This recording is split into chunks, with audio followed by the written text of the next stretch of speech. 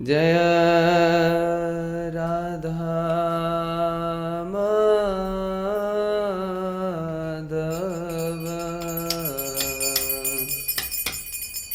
कुंज बिहारी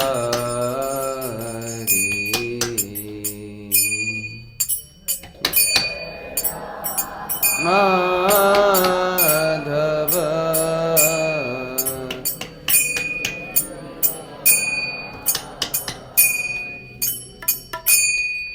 जय राधा माधव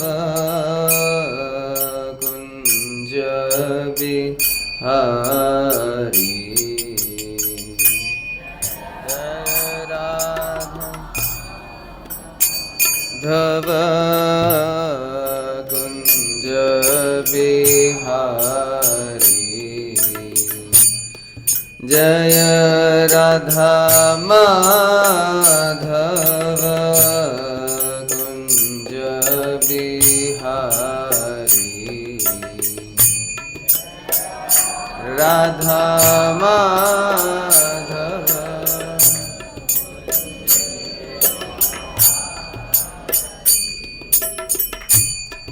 गोपी जन वल्लभ गिरिवरधारी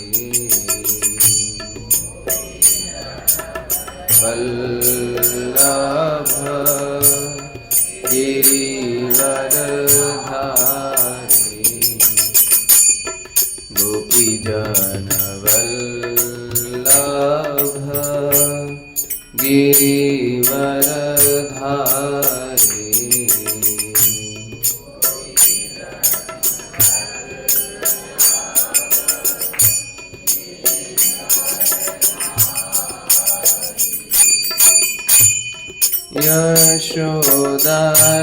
यशोदानंदन व्रज जन रंजन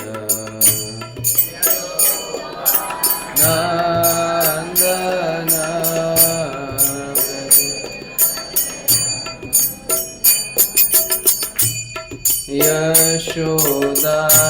यशोदानंदन व्रज जन रंजन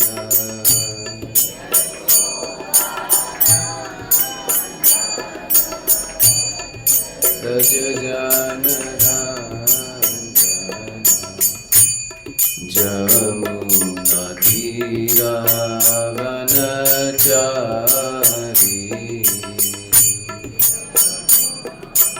तीरावन जमुना तीरावन चारी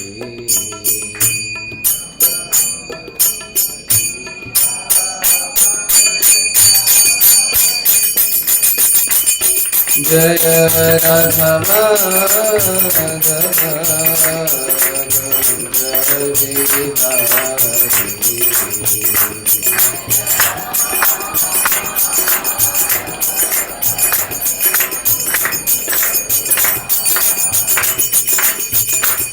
जय Radha Madhav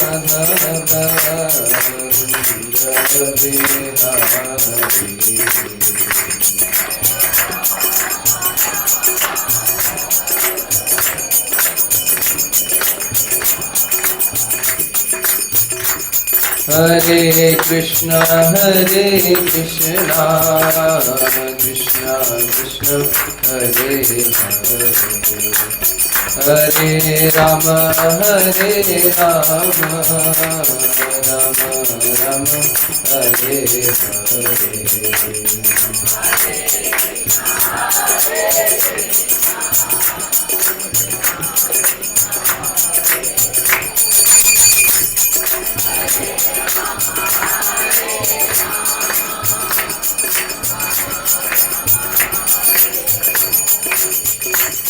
Hare Krishna Krishna Krishna Hare Hare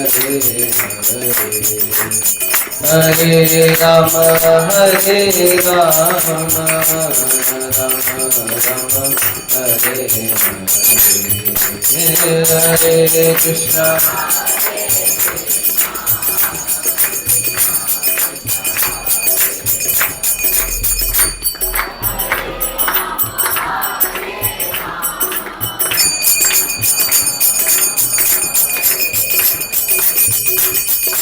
Krishna Hare Krishna Krishna Krishna Hare Hare Hare Rama Rama Hare Hare Krishna Krishna Krishna Krishna Hare Hare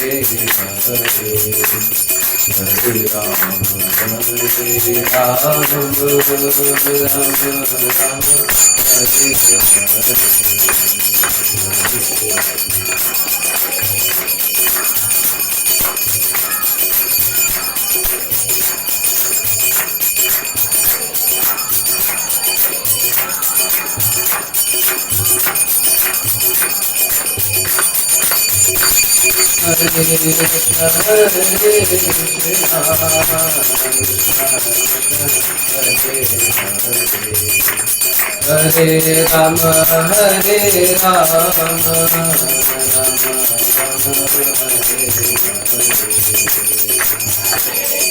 Krishna Hare Hare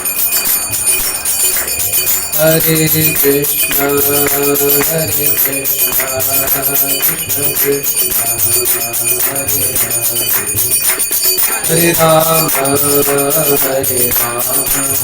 Rama Hare Hare Hare Krishna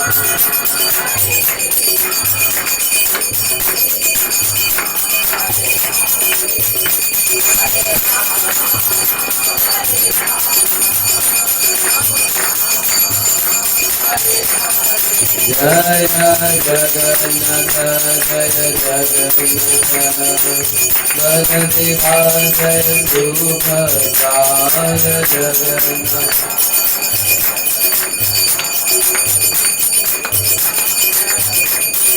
Jaya Radha Madan Mohan Radha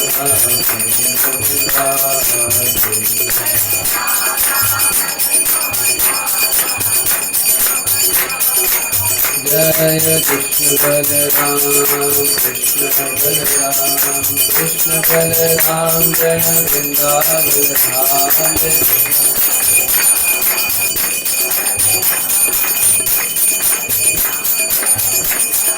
Jaya Gauranitai Gauranitai Gauranitai Shri Gauranitai Jaya Gauranitai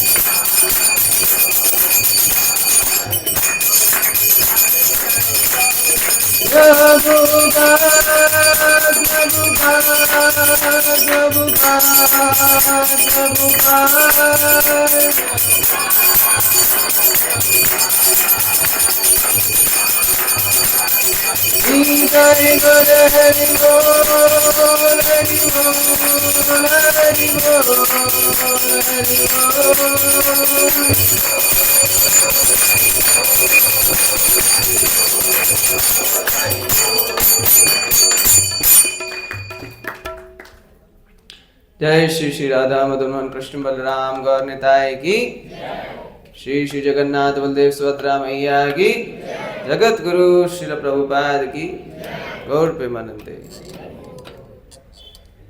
तो अभी हम श्रीमद् भगवद गीता के दूसरे अध्याय के 70वें number श्लोक तक पहुंच चुके हैं।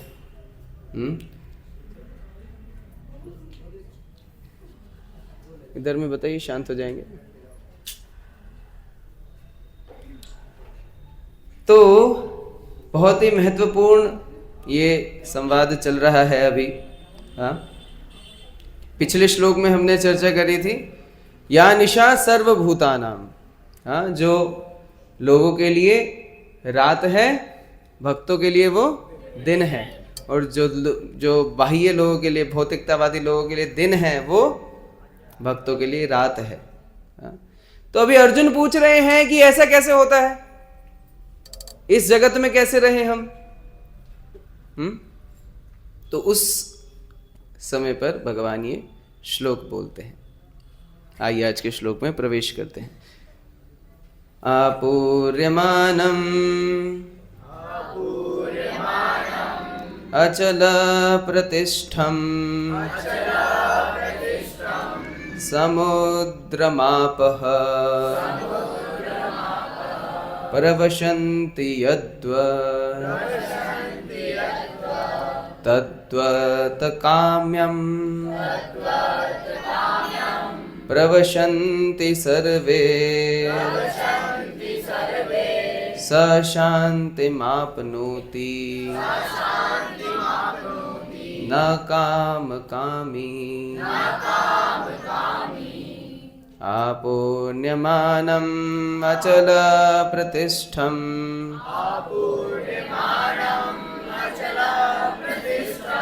समुद्रमापा प्रवशन्ति यद्वत् तद्वत् कामायम प्रवशन्ति सर्वे। कामाय प्रवशन्ति स शान्तिमाप्नोति न कामकामी।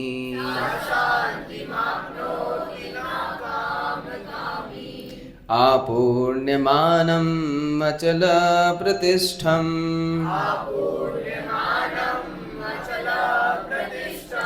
समुद्रमापा प्रविशन्ति सर्वे।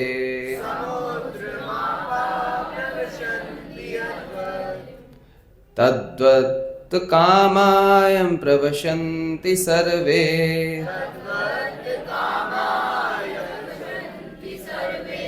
स शान्तिमाप्नोति न कामकामी।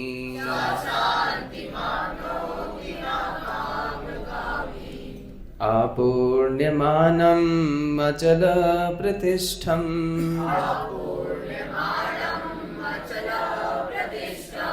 समुद्रमापः प्रवशन्ति यद्वत् तद्वत् कामायं प्रवशन्ति सर्वे।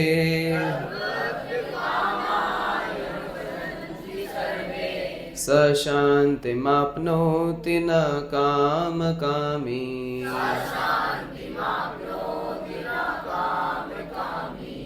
भगवत गीता एक गीत है। श्लोकों को पढ़ करके, उनको गुनगुना करके समझ में आता है कैसे ये गीत है। भगवत गीता गीत है, ये भगवान के द्वारा गाया गया ये गीत है। कोई भक्त इसको बोलना चाहेंगे? प्रभु जी इसमें से, फिर माता जी इसमें से।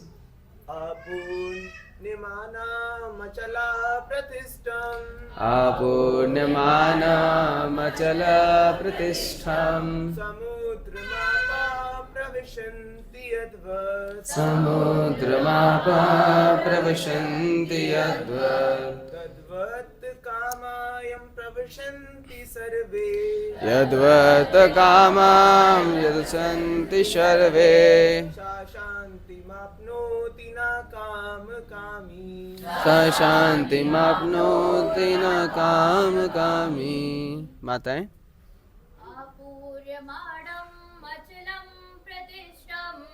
आपूर्ण्यमानम् अचलं प्रविष्टम् समुद्रमापः प्रवशन्ति यद्वत् स सर्वे यदतत् कामं य प्रवशन्ति सर्वे स शान्तिमाप्नोति न कामकामी। शब्दार्थ पढ़ेंगे। आपूर्यमानम नित्य परिपूर्ण अचल प्रतिष्ठम दृढ़ता पूर्वक स्थित समुद्रम समुद्र में आपह नदियां प्रविशन्ति प्रवेश करती हैं यद्वत जिस प्रकार तद्वत उसी प्रकार कामः इच्छाएं यम जिसमें प्रविशन्ति प्रवेश करती हैं सर्वे सभी सह वह व्यक्ति शांतिम शांति आपनोति प्राप्त करता है न नहीं काम कामी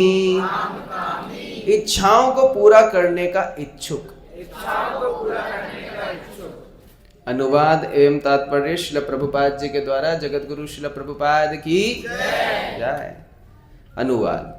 जो पुरुष समुद्र में निरंतर प्रवेश करती रहने वाली नदियों के समान इच्छाओं के निरंतर प्रवाह से विचलित नहीं होता और जो सदैव स्थिर रहता है वही शांति प्राप्त कर सकता है। वह नहीं जो ऐसी इच्छाओं को तुष्ट करने की चेष्टा करता हो। कृपया मेरे पीछे दोहराइए। जो पुरुष समुद्र में निरंतर प्रवेश करती रहने वाली नदियों के समान इच्छाओं के निरंतर प्रवाह से विचलित नहीं होता और जो सदैव स्थिर रहता है वही शांति प्राप्त कर सकता है। वह नहीं जो ऐसी इच्छाओं को तुष्ट करने की चेष्टा करता हो।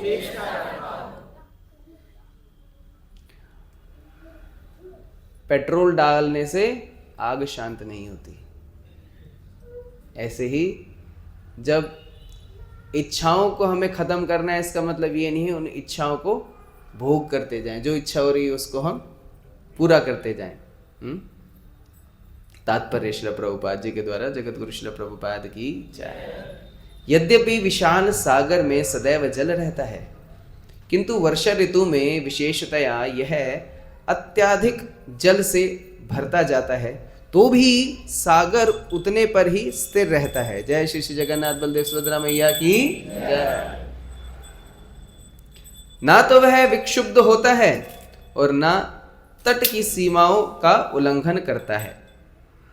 यही स्थिति कृष्ण भावना भावित व्यक्ति की है। जब तक व्यक्ति शरीर है तब तक इंद्रिय तृप्ति के लिए शरीर की मांगें नहीं बनी रहेंगी। कोई बात नहीं, वो ठीक हो जाएगा, चिंता मत कीजिए। किंतु भक्त अपनी पूर्णता के कारण ऐसी इच्छाओं से विचलित नहीं होता। कृष्ण भावना भावित व्यक्ति को किसी वस्तु की आवश्यकता नहीं होती क्योंकि भगवान उसकी सारी आवश्यकताएं पूरी करते रहते हैं। अतः वह सागर के तुल्य होता है, अपने में सदैव पूर्ण। सागर में गिरने वाली नदियों के समान इच्छाएं उसके पास आ सकती हैं किंतु वह अपने कार्य में स्थिर रहता है और इंद्रिय तृप्ति की इच्छा से रंच भर भी विचलित नहीं होता। कृष्ण भावना भावित व्यक्ति की यही प्रमाण है। इच्छाओं के होते हुए भी वह कभी इंद्रिय तृप्ति के लिए उन्मुख नहीं होता क्योंकि वह भगवान की दिव्य प्रेम भक्ति में तुष्ट रहता है। अतः वह समुद्र की भांति स्थिर रहकर पूर्ण शांति का आनंद उठा सकता है। किंतु दूसरे लोग जो मुक्ति की सीमा तक इच्छाओं की पूर्ति करना चाहते हैं, फिर भौतिक सफलताओं का क्या कहना, उन्हें कभी शांति नहीं मिल पाती। कर्मी, मुमुक्षु तथा वे योगी, सिद्धि के कामी, ये सभी अपूर्ण इच्छाओं के कारण दुखी रहते हैं। ऐसा लगता है ना हमारी बात चल रही है ना। किंतु कृष्ण भावना भावित पुरुष भगवत सेवा में सुखी रहता है और उसकी कोई इच्छा नहीं होती। वस्तुतः वह तो तथा कथित भवबंधन से मोक्ष की भी कामना नहीं करता। कृष्ण के भक्तों की कोई भौतिक इच्छा नहीं रहती, इसलिए वे पूर्ण शांत रहते हैं। इस प्रकार से श्रीमद् भगवद गीता के दूसरे अध्याय के 70वें श्लोक का भक्ति वेदांत तात्पर्य पूर्ण हुआ। ओम अज्ञानतिमिरन्धस्य ज्ञानाञ्जना शलाकया चक्षुरुन्मिलितं येन तस्मै श्रीगुरवे नमः। श्रीचैतन्यमनोभीष्टं स्थापितं येन भूतले स्वयं रूपगदा मह्यं ददाति स्वपदान्तिकम्। वन्देऽहं श्रीगुरो श्रीयुतापदकमलं श्रीगुरन् वैष्णवांश्च श्रीरूपं साग्रजातं सहगण रघुनाथान्वितं तं सजीवं साद्वैतं सावधूतं परिजनासहितं श्रीकृष्ण चैतन्यदेवं श्रीराधा कृष्णपादान् सहगण ललिता श्रीविशाखान्वितांश्च। हे कृष्ण करुणा सिंधु दीनबंधु जगत्पते गोपेश गोपिका कांत राधा कांत नमोस्तुते।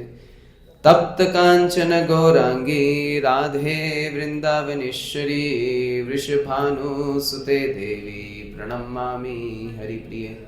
वाञ्छाकल्पतरुभ्यश्च कृपा सिन्धुभ्यैव च पतितानां पावनेभ्यो वैष्णवेभ्यो नमो नमः। नमः ॐ विष्णुपादाय कृष्णप्रेष्ठाय भूतले श्रीमते भक्तिवेदान्त स्वामिनिति नामिने। नमस्ते सारस्वतीदेवे गौरवाणी प्रचारिणे निर्विशेषशून्यवादी पाश्चात्यदेशतारिणे। श्री कृष्ण चैतन्य प्रभु नित्यानंद श्री अद्वैत गदाधर श्रीवासादि गौर भक्तवृंद। हरे कृष्णा कृष्णा कृष्णा हरे हरे, हरे राम राम राम हरे हरे। अपूर्ण्यमानम् अचल प्रतिष्ठं समुद्रमापः प्रविशन्ति यद्वत् तद्वत् काम्यं प्रविशन्ति सर्वे स शान्तिमाप्नोति न काम कामी।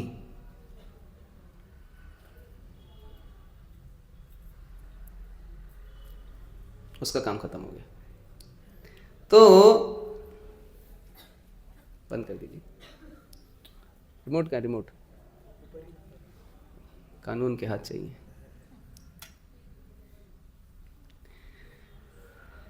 तो प्रश्न, क्या शांति इच्छाओं को पूरा करने से मिलती है या इच्छाओं से ऊपर उठने से? इच्छाओं से ऊपर उठने से। आज की दुनिया यह समझती है जितना अधिक पाओगे उतना सुखी हो जाओगे। अभी एक जॉब चल रही है, थोड़ी साइड इनकम भी आनी चाहिए। कुछ ऑनलाइन कर लेता हूं, कुछ पोस्टर वोस्टर बना करके ये कर लेता हूं, थोड़ा बैंक का इधर उधर का कोई काम उठा लेता हूं, थोड़ा शाम को फ्री रहता हूं। जब फ्री रहते हैं तो और पैसा कमाने की इच्छा है। फ्री टाइम में भक्ति की कोई इच्छा नहीं है। जितना समय है पूरा समय, अगर जो 7 की जगह 8वां दिन भी आपको दे दिया जाए ना, कह रहे वाह कितनी अच्छी बात है, एक दिन और पैसा कमाऊंगा। ऐसा नहीं हो कि चलो एक दिन मिला है आज भक्ति कर लेता हूं, 24 की जगह 26 घंटे हो गए तो ऐसा नहीं कि चलो 2 घंटे माला कर लूंगा, नहीं नहीं नहीं नहीं, 2 घंटे पैसा कमाऊंगा। क्योंकि क्या धारणा है, जितना अधिक हम अपनी इच्छाओं को भोग करेंगे, जितनी इच्छाएं पूरी करेंगे, जितना पैसा आएगा उतना ज्यादा सुखी रहेंगे। लेकिन भगवान सिखा रहे हैं क्या, इच्छाएं आएंगी लेकिन उनसे विचलित नहीं होना है, ये भगवान सिखाना चाह रहे हैं।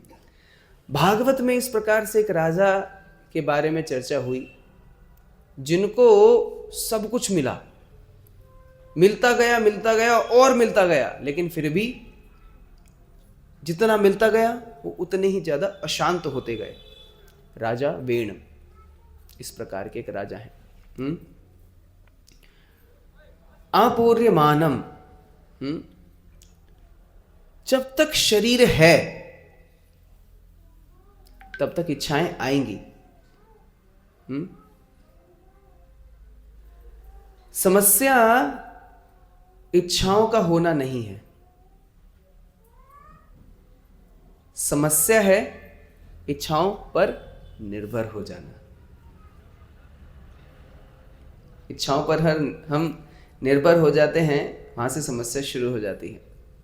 अब प्रश्न उठता है कि अब भक्ति कर रहे हैं तो क्या इच्छाओं को मार दें क्या? सही बात है ना? अरे आप तो ऐसी बातें करते हो, सारी इच्छाएं मार दें क्या? ऐसे रोबोट की तरह जिए क्या अपना जीवन? नहीं, ऐसा नहीं करना है। इच्छाओं की दिशा को बदल देना है बस। इच्छाएं मारनी नहीं। बहुत अच्छा यहां पर उदाहरण दे रहे हैं भगवान। क्या? अचल प्रतिष्ठम समुद्र आपम समुद्रम आपह। तो नदी और समुद्र के माध्यम से अर्जुन को समझाने का प्रयास चल रहा है। अर्जुन कह रहे हैं कि इस प्रकार का स्थित प्रज्ञ व्यक्ति कहां मिलेगा भाई, और यहां पे स्थित प्रज्ञ कैसे रहूं? भगवान बता रहे हैं, देखिए हमें नदी की तरह नहीं बनना है, हमें समुद्र की तरह बनना है। नदी मतलब बेचैन है, चलती जा रही है, बेचैन है, सीमित है, और हमेशा बाहर की ओर बह जाती है। उसके जो किनार हैं उससे बाहर की ओर बह जाती है। हम भी अपने बाउंड्रीज से बाहर की ओर बहने के लिए भागते रहते हैं। लेकिन उसी के कंपैरिजन में समुद्र जो है, समुद्र पूर्ण है, स्थिर है, सब कुछ ग्रहण करता है, उसके बाद भी विचलित नहीं होता है।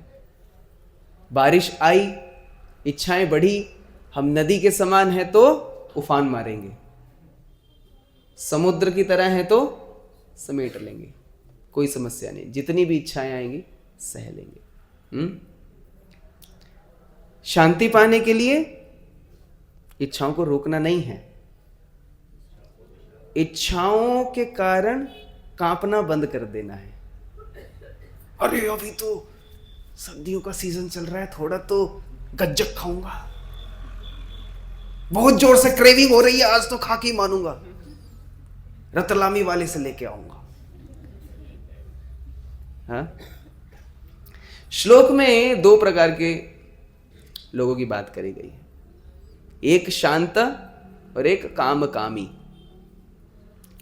शांत वो है जो अंदर से तुष्ट है, संतुष्ट है, और दूसरा कामकामी जो इच्छाओं के पीछे भागता है।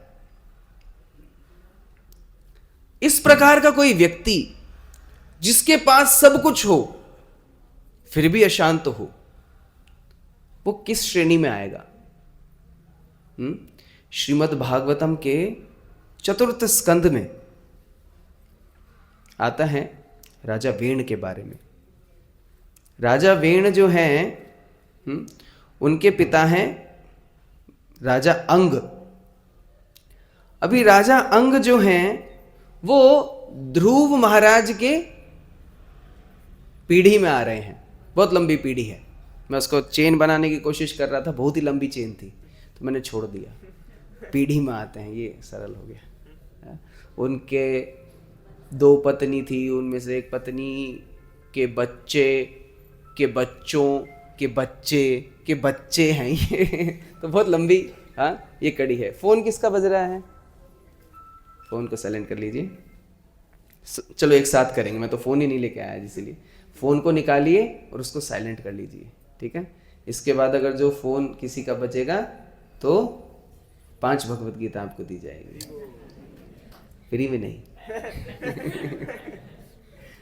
आपको बांटने के लिए दी जाएंगी, ठीक है। तो ध्रुव महाराज के वंशज महाराज अंग एक बहुत ही धार्मिक, सात्विक और भक्त राजा थे। राज ऋषि उनको कहा जाता है। भक्त थे, राजा थे लेकिन ऋषि के समान थे, भक्त।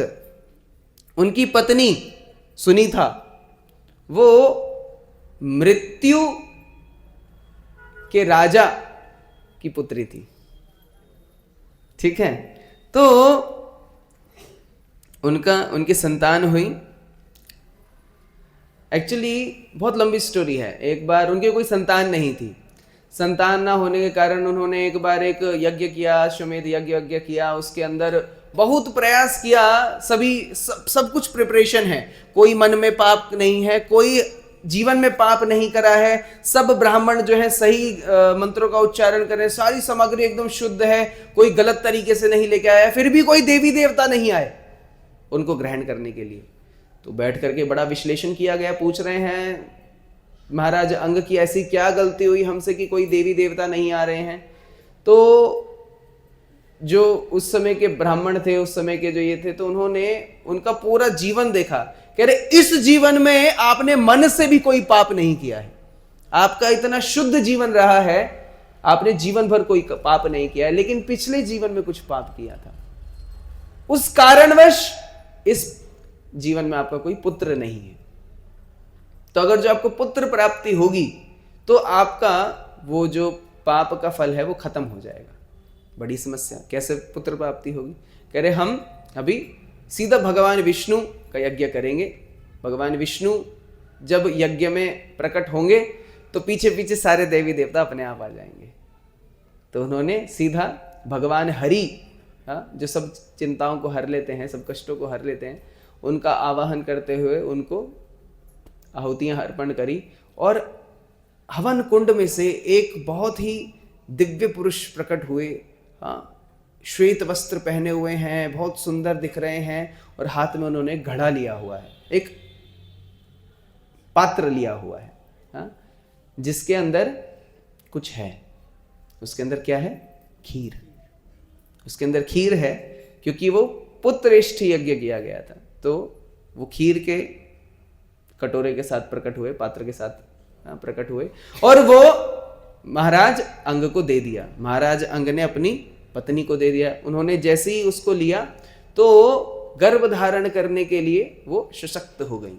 उसके बाद उनको पुत्र प्राप्ति हुई। वो पुत्र हुए महाराज वेण। उस समय तो महाराज नहीं थे, उस समय तो वो प्रिंस थे, मतलब राजकुमार थे। अब वेण जो है ना, बहुत ही इंटरेस्टिंग सा कैरेक्टर है। पिता एकदम भक्त, माता भी कोई ऐसा चुड़ैल नहीं थी, लेकिन ये कैरेक्टर निकल के आया। ये बाल्यकाल से ही बड़ा क्रूर था, जिद्दी, अहंकारी। जैसे बच्चे खेलते हैं तो खेल खेल में बच्चों को, अपने साथ वाले बच्चों को मार ही डालता था, जान से मार देता था, गर्दन मचक दी। धर्म, दया, विनम्रता, इसमें कोई रुचि नहीं थी। दूर से दूर तक इन चिड़ियाओं का कोई नाम ही नहीं। बड़ों को सम्मान ना करना, उपद्रवी रहना। इसके रवैये को देख करके महाराज अंग हमेशा बड़े ही दुखी रहते थे, अत्यंत दुखी रहते थे। प्रभुपाद जी बताते हैं कि यदि बाल्यकाल से वैदिक संस्कार मिलने प्रारंभ ना हो तो इस प्रकार के व्यक्ति समाज के लिए बड़े घातक हो जाते हैं। और इस समय सब न्यूक्लियर मिसाइल बन करके घूम रहे हैं, क्योंकि स्वयं को भी संस्कार नहीं पता है।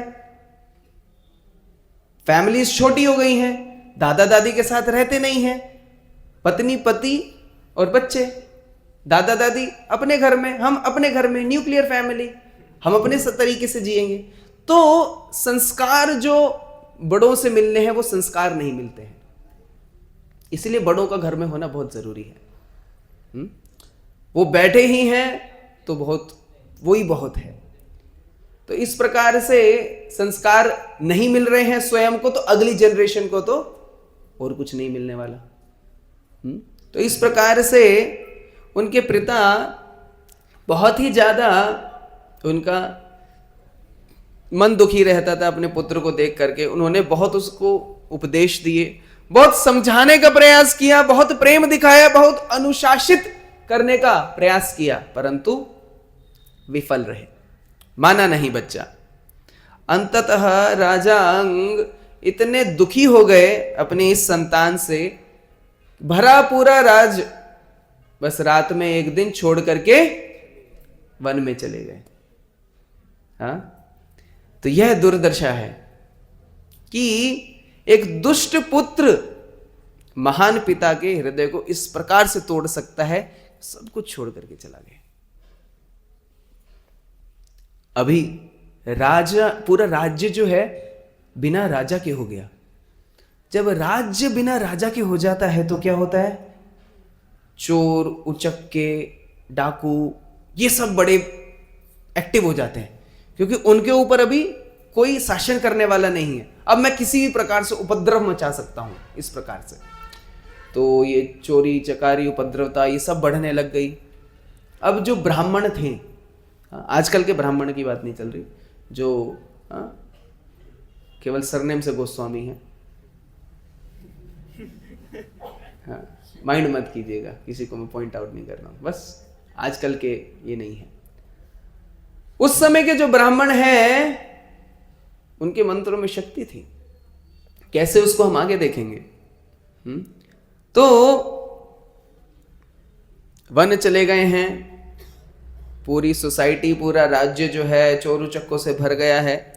तो ब्राह्मणों ने एक मीटिंग करी, जो मंत्री थे, ब्राह्मण गण थे, सबने मिलकर के एक मीटिंग करी कि भाई एक राजा तो बनाना पड़ेगा, ऐसे काम चलेगा नहीं।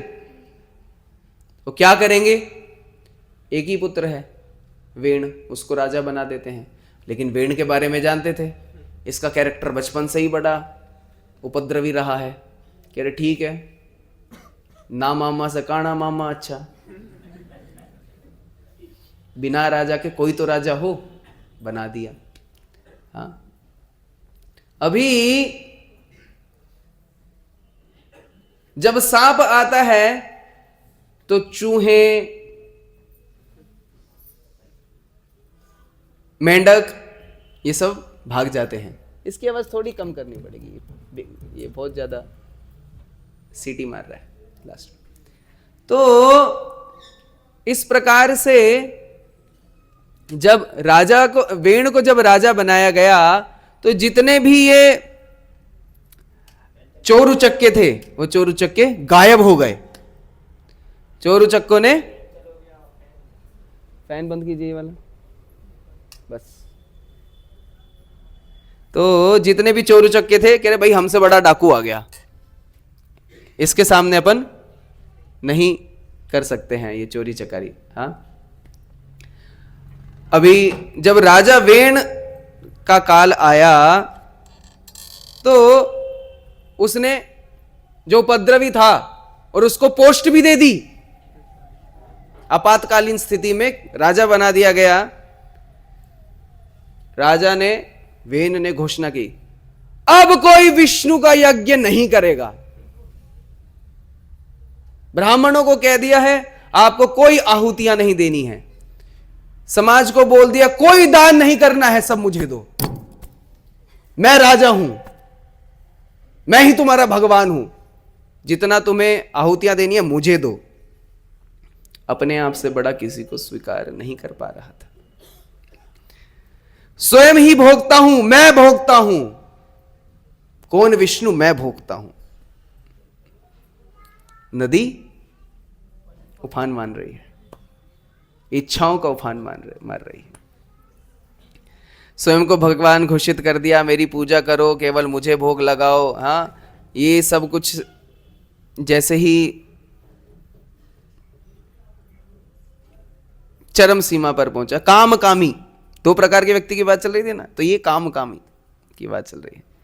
ब्राह्मणों ने मिलकर के आपस में मीटिंग करी, इष्ट गोष्ठी हुई, मीटिंग हुई कि भाई ऐसे काम तो चलेगा नहीं, बनाया तो हमने ही इसे मिलके, ये इतना उपद्रव मचा रहा है, इसका पाप तो हमें भी भोगना पड़ेगा। क्या करें? कह रहे देखो, अगर जो सीधा सीधा जाके बोल देगा तुम क्या कर रहे हो, हमें ही मार देगा। क्या करें? अपन एक काम करते हैं, जाएंगे और बढ़िया से इसको अच्छे से समझाएंगे। मानेगा बहुत अच्छी बात है, नहीं मानेगा पाप के भागीदारी हम नहीं बनेंगे। सब अपने कपड़ों को साफ रखना चाहते हैं, छींटे हमारे ऊपर ना आए। और मानेगा नहीं, हमारी नहीं मानेगा तो जितना राज्य है, राज्य इसकी भर्त्सना करेगा, हम भी उनके साथ खड़े हो जाएंगे और हम इसको मार डालेंगे। पूरी प्लानिंग के साथ गए थे। ठीक है, ब्राह्मणों ने समझाया, अवसर दिया सुधरने का। वेन कहता है, राजा वेन कहते हैं, तुम सब सांप के बच्चे हो,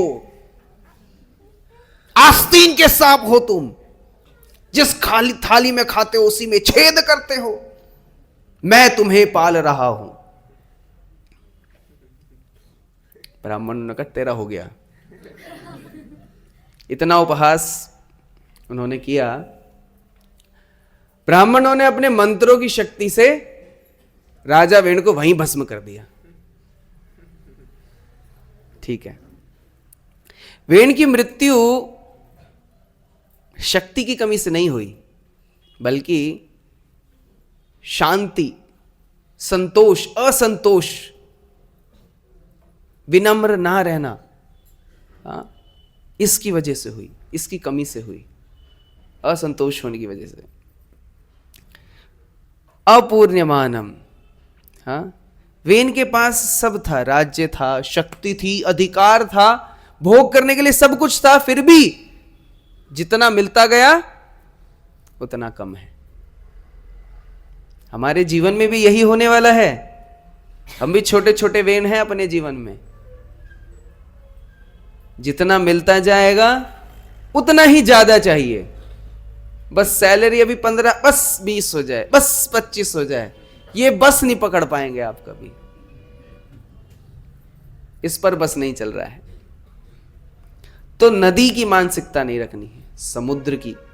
हाँ, शांति के लिए अंतःस्थ आधार चाहिए। हाँ? वेन का आधार क्या था? अहंकार, मैं सबसे बड़ा हूं। अहंकारी व्यक्ति कभी भी स्थिर नहीं रह सकता। सशांतिम आपनोति। वेन क्यों असफल हुआ? क्योंकि वो अपनी इच्छाओं के कारण वो सब कुछ नियंत्रित करना चाहता था। बाह्य रूप से वो नियंत्रण करना चाह रहा था, परंतु नियंत्रण आंतरिक चाहिए। जब आंतरिक नियंत्रण होगा, शांति कब मिलेगी? जब अंदर से पूर्ण होंगे। और वो पूर्णता कब आएगी? जब पूर्ण से हमारा संबंध होगा। हाँ, जब इन संपूर्ण से वेन ने भगवान विष्णु को नकारा, भगवान को नकारा, यानी कि जीवन को पूरा अशांत बना लिया, शांति को ही नकार दिया है। न काम कामी, वेन चाहता था मेरी पूजा हो, काम कामी था ना, काम की इच्छा थी, मेरी पूजा हो। हाँ, लोग बाग भी भय से उसके आज्ञाकारी बन गए, असीम भोग उसको मिला। इससे क्या हुआ? पहले क्या उसका कैरेक्टर अच्छा था? पहले भी क्रोधी था और क्रोधी हो गया। पहले भी अहंकारी था और अहंकारी हो गया। हाँ, पहले भी अहिंसक था और अहिंसक हो गया। पहले भी विनाश करता था, बचपन से ही मार डालता था, अब तो राजा ही है, कुछ करने की उसके ऊपर किसी की अथॉरिटी नहीं है। हाँ, तो समस्या यह नहीं है कि इच्छाएं आती हैं, इच्छाएं आएंगी। समस्या यह है कि हम स्वयं को समुद्र नहीं बना पा रहे हैं। समुद्र में अनेक तरंगें उठती हैं, लेकिन समुद्र गंभीर है। हमें भी समुद्र की तरह गंभीर होना है। समुद्र बहुत गहरा है। जिन वृक्षों की जड़ें गहरी हैं वो आंधी में उखड़ते नहीं हैं। तो हमें भी गहरा होना है। लंबा चौड़ा होकर के कोई फायदा नहीं है, गहरा होकर के बहुत फायदा है। ये गहराई कैसे आएगी जीवन में? जब हम शास्त्रों को पढ़ेंगे, जब हम भक्तों का संग करेंगे, जब भगवान की भक्ति करेंगे, तब जीवन में समुद्र की तरह गहराई आएगी और नदी की तरह हमारी चंचलता खत्म हो जाएगी। भक्ति हमें समुद्र बनाती है। क्या बनाती है? इच्छाएं आती हैं पर भक्ति के कारण विचलित नहीं होते हैं। भक्ति की बिना शक्ति इस अशांत मन को शांत करने के लिए शक्ति चाहिए। वो शक्ति भक्ति से ही आती है। राजा वेण इसका प्रमाण देते हैं।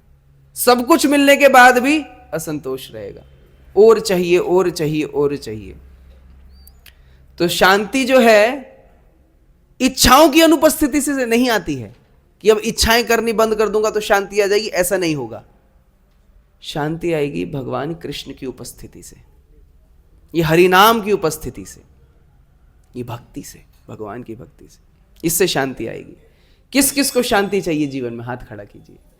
हरे कृष्णा कृष्णा कृष्णा हरे हरे, हरे राम राम राम हरे हरे।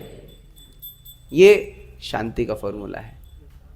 ये भक्ति करेंगे, भगवान कृष्ण स्वयं जिह्वा पर आपके नृत्य करेंगे हरे कृष्ण महामंत्र की तरह। कृष्ण बोलते हैं तो जिह्वा पूरी ट्विस्ट हो जाती है। कृष्ण, भगवान भी क्योंकि टेढ़े हैं ना, जिह्वा को भी टेढ़ा कर देते हैं। शांति से नहीं, शांति कर चाहिए तो भक्ति करनी पड़ेगी। जो भगवान को जीवन से हटा देता है वह संसार भी संभाल नहीं पाता है, और जो कृष्ण को पकड़ लेता है वो संसार के बीच में रहते हुए, संसारी लोगों के बीच में रहते हुए भी शांत रहता है। आज के श्लोक से यही कुछ बिंदु समझ में आते हैं। ग्रंथराज श्रीमद् भगवद गीता की जय। किसी भक्त का कोई प्रश्न है? Any question? इच्छा शांत होगी कैसे? हाँ, ये मार्ग पर चलते हैं तो बड़ी परेशानी आती है। इच्छाएं एकदम तीव्र होती हैं, मार्ग से भटकाती हैं। इच्छाएं तीव्र होती हैं, मार्ग से भटकाती हैं, इसीलिए क्योंकि गहराई की कमी है। हमारी जड़ें बहुत अभी कमजोर हैं। जड़ें गहरी करनी है, गहराई बढ़ानी है ना। नदी की तो गहराई नहीं है, है? समुद्र की बहुत गहराई है। तो समुद्र की तरह गहरे कैसे होंगे? ये साधना बढ़ानी है। ये साधक का जीवन है, साधना करने का। हम साधक हैं। मैगी भी 2 मिनट में नहीं बनती है, लेकिन हमें आज हम भक्ति कर रहे हैं, हमें ऐसा लगता है कि अब तो भगवान जो हैं ओब्लाइज हो गए हैं। अब मैं उनका नाम जप कर रहा हूं, अब तो मैं कहूंगा तू मर जा और सामने वाला मर जाना चाहिए। मैं कहूंगा पेपर के प्रकाश ये प्रश्न मेरे को समझ में आए तो सामने प्रकट हो जाएंगे एक रात पहले। नहीं, ऐसा कुछ चमत्कार नहीं होगा। ये प्रोसेस है, चमत्कार नहीं है। चमत्कार ये है कि हम भक्ति कर पा रहे हैं, ये चमत्कार है। दुनिया भोग कर रही है वो चमत्कार नहीं है। जो लोग भोग नहीं कर रहे हैं वो चमत्कार है इस कलयुग में। तो क्या करना है? अपनी साधना बढ़ानी है। समय ज़्यादा से ज़्यादा हमें बिताना है भक्ति करने में, क्योंकि अभी हम ज़्यादा से ज़्यादा समय बिता रहे हैं अवांछित कार्यों को करने में, हाँ, इन अनर्गल कार्यों को करने में, इन भौतिक कार्यों को करने में। इसीलिए इच्छाएं आती हैं और हम बह जाते हैं। जिनका संग ज़्यादा करेंगे उस प्रकार से हम, जैसा संग वैसा रंग, वैसे रंग हो जाएगा। तो इसीलिए भक्तों का संग कीजिए, भक्तों के मार्गदर्शन में रहिए। भक्तों के मार्गदर्शन से हम कितने भी हमारे मन में तरंगे क्यों ना उठ रही हों, जब हम इन तरंगों को भक्तों के साथ साझा करते हैं, भक्त लोग इन तरंगों को शांत कर देते हैं। स्वयं से नहीं होगा, इस कलयुग में स्वयं से नहीं होगा, कभी भी स्वयं से नहीं होगा। केवल भक्त संग, हाँ, गाइडेंस, इससे ही होगा। तो एक मेंटर चाहिए जो हमें गाइड कर सकें, और जो वो बता रहे हैं उसको हम पालन करें दृढ़ता से, क्योंकि वो भी यही बताएंगे कि साधना बढ़ाइए। हाँ, इस प्रकार से हम इच्छाओं को कंट्रोल कर सकते हैं। और प्रश्न, कोई और प्रश्न? यस। इच्छाएं होती है कि भगवान श्री कृष्ण के विराट रूप को पूजे, उन्हें जाने, तो क्या ये सही इच्छा है? हाँ, बहुत अच्छी इच्छा है। भगवान को जानने की इच्छा है तो भगवान ने उनको जानने के लिए बहुत सारा ज्ञान विज्ञान दिया है। पूरी भगवत गीता दी है 700 श्लोकों में, वो पूर्ण नहीं हो पा रही है तो पूरी श्रीमद् भागवतम दी है 18,000 श्लोकों में, उससे भी पूर्ण नहीं हो पा रहे हैं तो पूरे वेद दिए हैं। तो हम यहाँ से शुरू करेंगे भगवत गीता से, और जब हम भागवतम पढ़ेंगे तो भगवान को संपूर्ण समझ जाएंगे, आगे तक जाने की जरूरत नहीं पड़ेगी। ठीक है, ऐसी इच्छाएं तो बहुत अच्छी इच्छाएं। और प्रश्न? इसी में एक और प्रश्न है, जब अपन भगवान कृष्ण के विराट रूप को देखते हैं तो ये साकार से फिर निराकार में चला जाता है, वहाँ इच्छाएं खत्म हो जाती हैं। भगवान का जो विराट रूप है, अनंत कोटि मुख, अनंत कोटि हाथ, अनंत कोटि पैर, किसी मुख से आग निकल रही है, किसी मुख से पानी निकल रहा है, किसी मुख से कुछ हो रहा है। इस विराट रूप को देख करके अर्जुन विचलित हो गया है। अर्जुन कह रहे भगवान ये मैं नहीं देख सकता, ये इतना भ्रमित करने वाला आपका रूप है, कृपया आप अपने 2 हाथ वाले रूप में वापस प्रकट हो जाइए। भगवान का जो विराट रूप है, इट्स एन एक्सप्रेशन, वो भगवान का नित्य रूप नहीं है। भगवान का नित्य रूप वही है जो भगवान ने आपको दिया है, 2 हाथ, 2 पैर, 2 आंख, 1 मुंह।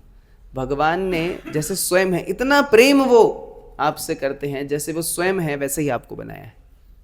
हाँ, तो हमें विराट रूप की बजाय भगवान के प्रेम स्वरूप को देखना है। जो भगवान 125 वर्ष स्वयं इस पृथ्वी पर रहे, उसमें जो कुछ क्षण विराट रूप दिखाया और विराट रूप के पीछे पड़ गए। अरे भैया, उसके अलावा भी तो बहुत कुछ दिखाया ना, पूरे जीवन तो ये जो रूप, प्रेम रूप दिखाया है अपना, तो उसी का ही पीछे भागना है। और जब भक्ति बढ़ेगी ना, तो निराकार की ओर आप टिक नहीं पाएंगे। भगवान का आकार है, भगवान स्वयं आकार में आए ना, आपका आकार है। जब आपका आकार है और भगवान का कोई आकार ना हो, तो मतलब हम तो भगवान से भी बड़े हो गए। तो क्या ये पॉसिबल है? नहीं। तो मतलब भगवान निराकार नहीं है, भगवान का रूप है, भगवान का एड्रेस है, भगवान के माता पिता का भी नाम है, सब कुछ है। इस प्रकार से भगवान का आकार है, निराकार नहीं। शास्त्रों को पढ़ेंगे तो आपको और क्लैरिटी आएगी इसमें। गीता को थोड़ा पढ़ा है, जैसे कि अपन जब सांग दर्शन से इसको समझते हैं तो सांग योग की ओर जाते हैं, फिर कर्म योग, कर्म से भक्ति, भक्ति से ज्ञान, ज्ञान से वैराग्य। लेकिन श्रील प्रभुपाद जी आपको डायरेक्ट भक्ति दे रहे हैं, डायरेक्ट, कि जी मेरे को मोदी जी से मिलना है। ठीक है, ठीक है, एक काम कीजिए, आप अपने जो विधायक हैं उनसे बात करो। विधायक जो है किसी से बात करेंगे, कैबिनेट वालों से, फिर जा करके सीएम से, फिर जा करके पीएम से मिलेगी। और आपके पास कहेंगे चल मैं पीएम के पास चलूं, चलेगा? कि नहीं नहीं, मैं विधायक के पास जाऊंगा। तो हमारे ऊपर है हमें किस मार्ग से जाना है। प्रभुपाद जी डायरेक्ट एक्सेस दे रहे हैं आपको, ये आचार्यों की कृपा है।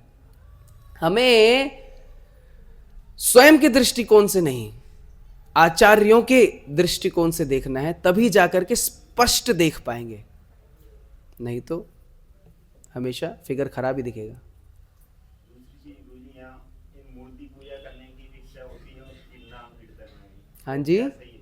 मूर्ति पूजा की भी ऐसा है कि ठाकुर जी की जो लड्डू गोपाल की सेवा करो, वो ज्यादा सही है कि नाम कीर्तन में? कलौ तद हरि कीर्तनात्, पहले नाम जप कीजिए, उसके बाद समय मिल रहा है, समय बचा है तो विग्रहों की सेवा कीजिए, लेकिन पहले नाम जप कीजिए, क्योंकि कलयुग की जो पद्धति है वो नाम जप है। हम जिस युग में रह रहे हैं ना, उसकी पद्धति को पालन करना पड़ेगा। आप क्या जॉब करते हैं? टीचर हैं, और आपको मैं कहूं कि नहीं आप डंडा लेकर के निकल जाओ क्रिमिनल को मारने के लिए, तो आप क्या कहेंगे? भाई मेरा काम ही नहीं है। कर सकते हो वो, लेकिन टीचिंग करना वो आपका धर्म है। अभी किसी को दंड देना वो अभी आपका धर्म नहीं है। तो इसीलिए कलयुग में अभी जो धर्म है वो क्या है? संकीर्तन, नाम संकीर्तन। समय बचता है तो आप खूब विग्रहों की सेवा कीजिए, खूब आपको लगता है अष्टांग योग कीजिए, एक टांग पे खड़े हो जाइए, जो करना है कीजिए। पहले नाम जप है, कलयुग में सबसे पहले नाम जप है, उसके बाद समय मिल रहा है तो आप कुछ भी कीजिए। Thank you. आपके माध्यम से बहुत लोगों के ये प्रश्नों के उत्तर मिल रहे हैं। प्रश्न? नो क्वेश्चन, ठीक है। बहुत बहुत धन्यवाद आप सभी का आज के विनम्रता पूर्वक सुनने के लिए। कुछ प्रश्न हमारे निर्वाण प्रभु आप सभी से पूछना चाहते हैं। आइए निर्वाण प्रभु। ग्रंथराज श्रीमद् भगवद गीता की, श्री प्रभुपाद की जय।